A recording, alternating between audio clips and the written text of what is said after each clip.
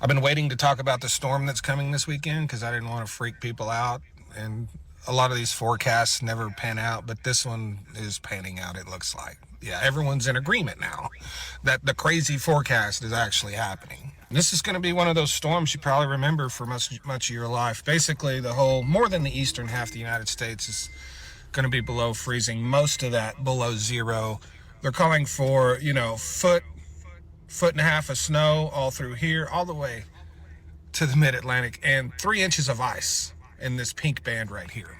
3 inches of ice is unbelievably catastrophic. That is worse than what Texas experienced in 2021.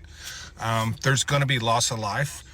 Anywhere there's 3 inches of ice, there's no power. There's not going to be a power line that's not on the ground when there's 3 inches of ice. And emergency services aren't going to be able to reach you because there's 3 inches of ice on the road. That's what's going to happen if this forecast is correct. The grid's going to fail. Refineries are going to shut down. Water systems are going to shut down.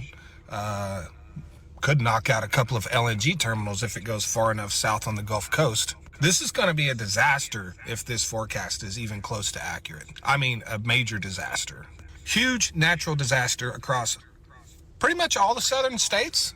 I'm not saying it's going to happen, but if you live in the pink area, you should plan to be without power for at least a week, maybe a month.